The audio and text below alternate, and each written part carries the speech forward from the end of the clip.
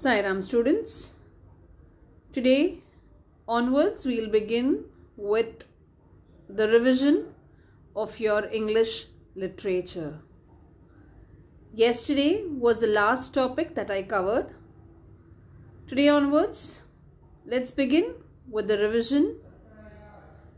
To begin with, I have poem We Wear the Mask.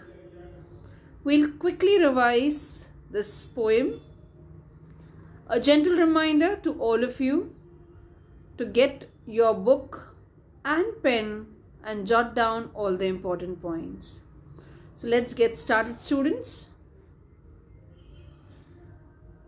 What is the central idea of this poem? If you remember, We Wear the Mask is a lyrical poem about the lives of the African Americans after the Civil War. The poet explains how the people had to pretend that everything is better and the mental torture they went through. These African Americans, they suffered a lot, but they put up a smile on their face, a fake smile. They went through a lot of torture, but what they did was they just smiled because they knew that was the only thing that they could do at that point of time. So let me just explain the value points. In We Wear the Mask, the poet draws attention to the immense suffering of black people and the necessity of painting on a happy face as a survival tactic. Okay, they wanted to survive in that situation as well. So what they felt was, let's paint a happy mask. Let us put up a fake smile. And that is how we will survive in that situation. In doing so, Dunbar challenges the plantation tradition of which he had become a well-known participant. So Dunbar, the poet himself, was one amongst those African Americans who did the same thing. In short, he emphasizes that slaves, while they may have appeared happy and docile, were in reality paradigms of suffering. So he says that the slaves, the blacks, if they have when they looked happy and docile. What's docile? When it's easy for you to control someone. Okay, they may have appeared happy and docile, but they were the ones who were being tortured.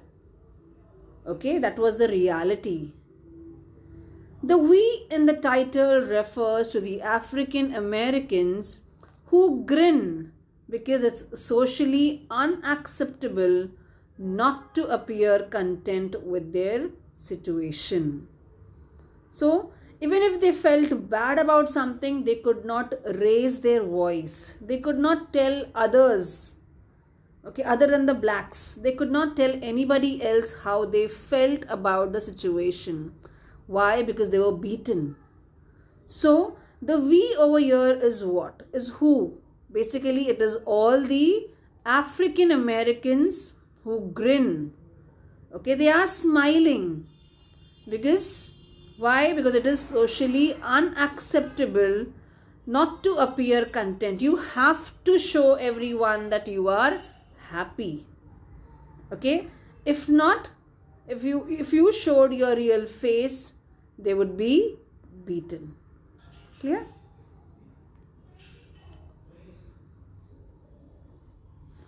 The African Americans participate in a kind of game that the whole society has agreed to play, to pretend that the African Americans were content when they had little reason to be. So they were playing a game. They were not happy, but they were pretending to be happy. where they had very little reason to be happy.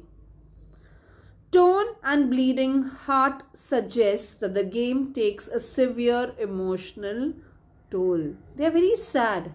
They are saying that, my heart, it is torn, it is bleeding. That severe it was. Okay. And there was an emotional toll as well.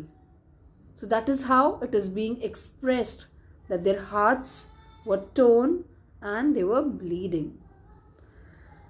Mouth with myriad subtleties suggests that African Americans play the game not only with their conduct but also with their words, telling people what they wish to hear. So it was not just their behavior. Whatever they spoke also was what others wanted to hear. Others means who? Other than the African Americans, the whites basically. Okay, so they spoke in such a way that the reality, it didn't come out. So what they did to hide all these things, they put up a fake smile. The poet then asks a rhetorical question. What's a rhetorical question, students? A question asked for emphasis. Okay, here basically answer is not expected. Why should the world know what African Americans were dealing with? So basically it's a very sarcastic way of dealing, of asking. The poet uses a very sarcastic way. He says, why should the world know what the African Americans were going through? The irony is that the world should be bothered and should care, but they don't. Ideally, the world should have taken care of all these things. People around should have taken care of the emotions, of the feelings of others as well, but they didn't. Hence, the poet says that the African Americans should show the world what they want to see. And that's the reason the African Americans were forced to show the world around what actually the world wanted to see and not the reality. The poet then says that behind the smile of the mask lies someone crying out to God. There was somebody who was remembering God. Okay, who was crying out to God, who wanted God to know what was happening with them. The joyous sound of their singing does not imply happiness. They were singing in a very happy way, in a very joyful way. But that does not mean that they were happy. It is just another way to make it through the long road that still lies ahead in the journey towards the day when they can remove the mask. So they are waiting. They know that the day when they can remove the mask, that day is very, very far. And the journey is long ahead. Okay, so it is just another way to make through. So they're just trying to keep themselves happy. Until then, the rest of the world can think the mask is a reality. So he says, till the time we can remove the mask, till the time, okay, everything is fine with us. Let the world think that right now, in this situation also, we are fine. And we will continue to wear the mask. I hope, students, the poem is clear to all of you. This is a very short description that I gave you. For detailed one, you can go through the previous video wherein I have taught you the poem. Now, quickly, let's go through the poetic devices as well. If you remember the rhyme scheme, how do we identify? Basically, the sound of the last word, how it ends. Okay, based on that, the rhyme scheme of this stanza is A, B, A. Okay. The next stanza, the rhyme scheme is A, B, C. The third stanza, the rhyme scheme is A, B, A, C. Okay, so how do we identify basically? The sound of the last word, how it ends, cries, arise. Okay, that is how we identify the rhyme scheme. Clear? Now the figures of speech, students. Quickly we'll go through the figures of speech as well. We have paradox. It is the juxtaposition of a set of seemingly contradictory concepts that reveal the hidden or unexpected truth. Okay, one side they want the world to know what they are going through. Yes, they were in a very bad condition. Okay, but then they also felt that what will the world do even after knowing their situation. So Dunbar has not stated that in the poem that it's about African Americans. However, the subject of the poem Mask reveals his feeling about the pains of slavery. Clear? Metaphor. The poet has used extended metaphor of mask. Mask is what it's used for to illustrate the false persona that people put on to hide their real feelings and true emotions from other people. Okay, so that's the reason that figure of speech, it makes it metaphor. You have extended metaphor. Clear?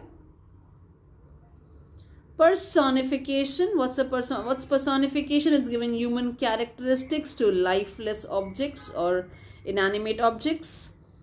Dunbar has used personification in several places. Let us look at the lines. Let the world dream. Can the world dream? Not possible. We wear the mask that grins and lies. Can the mask grin? Can the mask tell lies? No. So these are human action, human qualities. Okay. Then we have consonants. Again, the repetition of the consonant sound. We smile, but oh great Christ, our cries. Okay. So in this, the sound of R, oh great Christ, our cries. Okay, here the sound of R. Clear? So consonant, when the consonant sound is repeated, that particular figure of speech is consonance. Again, look at the next line. Why should the world be over wise? The sound of W. Why? World. Wise. Okay. Apostrophe. Apostrophe is used to directly address an absent person or entity. Now here, how has Dunbar used apostrophe? When he says, "O Christ, our cries." So is Jesus Christ in front of him? No. Okay. So when you address a person who is absent, who is not in front of you, that figure of speech is apostrophe. To thee from tortured souls arise. To thee, thee is again Jesus Christ. Again, imagery. When imagery is used to make readers perceive through 5 senses, you can create images, a mental picture of the object described. I once again tell you, students, certain figures of speech is just for your information that I have given. Okay, but there are set of figure of speech that you will have for this year. Clear? Only those those will be assessed. Then we have alliteration. What's alliteration? The first alphabet of the word is repeated. We were. We were. Okay, the sound is repeated of we were. The sound of W. Why should the world be overwise? And mouth with myriad subtleties. Sound of M. Clear? Then we have hyperbole as the next figure of speech. The mouth with myriad subtleties. Myriad refers to a number that is so large that it is uncountable. And the myriad subtleties is a hyperbole that exaggerates the degree to which the mask wearers must conceal their true feeling. So here again, exaggeration is done.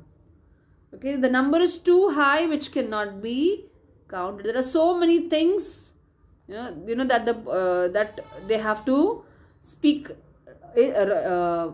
false about.